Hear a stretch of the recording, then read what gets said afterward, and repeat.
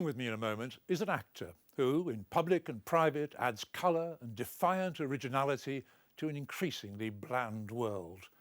He'll be forever associated with one particular television role, but he's enjoyed success throughout a long and distinguished career on stage and on screens, both large and small.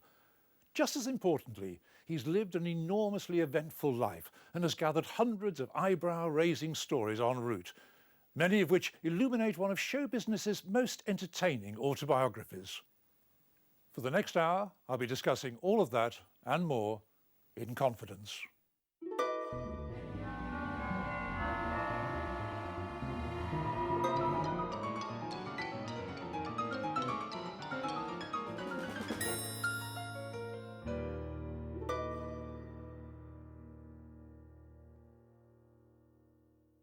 So I know you were at some sort of sci-fi convention yesterday. Tell me about those conventions. What do you have to do? Well, you know, I'm a sort of god in the science fantasy world, and my fans have become sort of pilgrims, and they don't go to Lourdes or Mecca or Medina or whatever. They come to, say, Camber Sands, to Pontins, where I arrive, and they handle me and worship me, and I congratulate them on their taste, and I sign autographs very affectionately. And there's quite a lot of physicality, you know, a lot of kissing and hugging goes on, and they have their photographs taken with me, and they just adore me, really. And I can't complain, you know, because I always wanted to be loved, really. And then, as I got more confident, I wanted to be adored. And now, in the twilight of my life, I have to tell you the good news, and now I'm, well, worshipped, really. But you go all over the world doing it. Do you have to, is it a bit, do you have to dress up? Do you have to put the hat and the scarf on and be Doctor Who?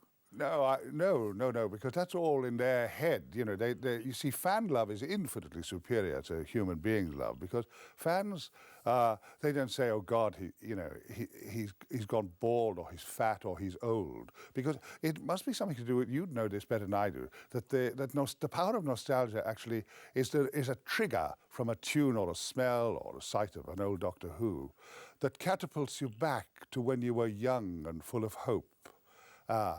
And happy, you know, and thinking, and so when someone actually reminds you of that, you're very vulnerable, and we're all like that, aren't we? I mean, if someone to meet, you know, a great football player, a great cricket player, a great singer, does that to us, doesn't it? When we meet them old, we jump back, and we love them for that pleasure they give us. It's the miracle. Even an old lover can do that. You can do this all over the world, though, can't you? I mean, you can go to, how many countries? I don't know how many countries Doctor Who's been shown in. 68. 68. Yeah. It was very interesting to go to a foreign country and be famous as you got off the plane. And indeed, you know, to have a certain air hostesses used to rub against me, you know? Yeah. You don't have to do anything when you get there. They don't expect a speech about science fiction, or you stand there and they take pictures of you and you sign autographs, or they want to kiss you, or... Yeah, they want to kiss... They mostly want to kiss me, yes, and to handle me, yeah? And also they tremble a lot, the way one does with a god, I suppose. It's a long time since I trembled, but I used to tremble in front of the tabernacle when I was young in Liverpool, you know, because, I mean, at one time I was a fan of God. I mean, I was devoted to him, you know, it was incredible. Of course, I've forgiven him now that I've discovered he doesn't exist. It's a bit late. But you see, we can say this, we both went to the same drama school.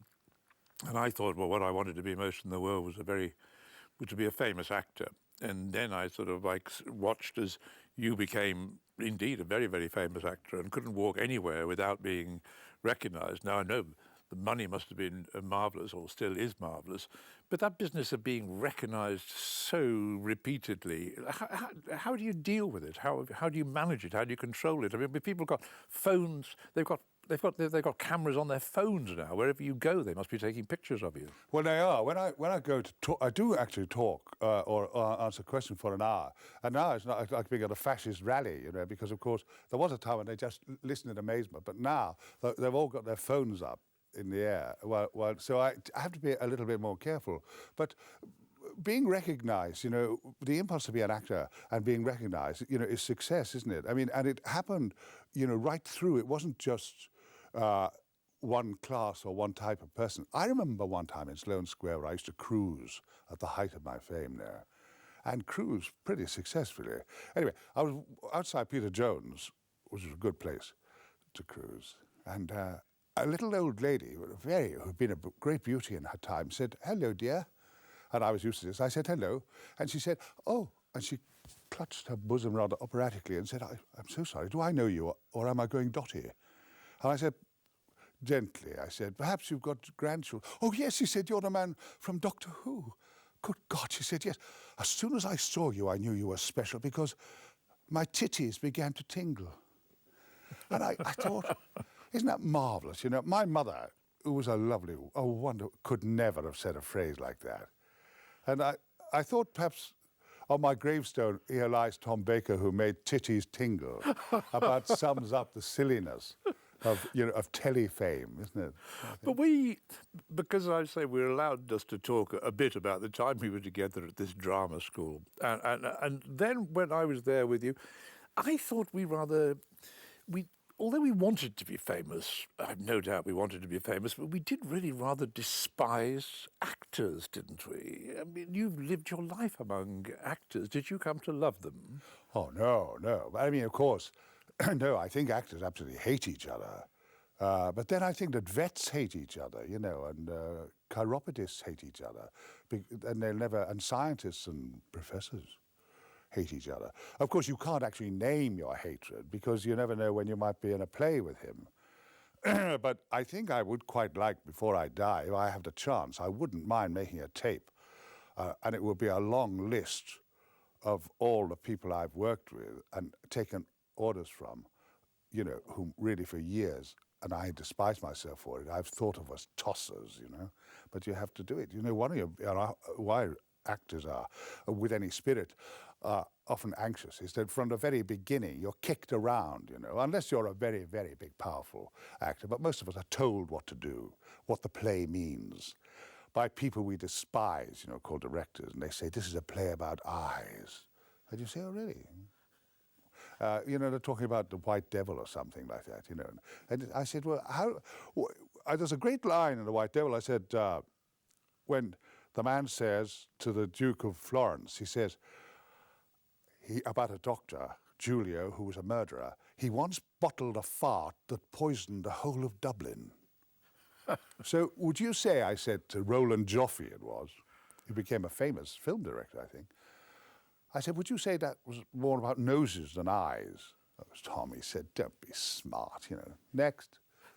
So all the time you have to suppress, you have to work with people you don't like and sometimes despise. But that must apply to everything, mustn't it? But you see, most people would talk to you, and I'm sure many people start by talking to you entirely about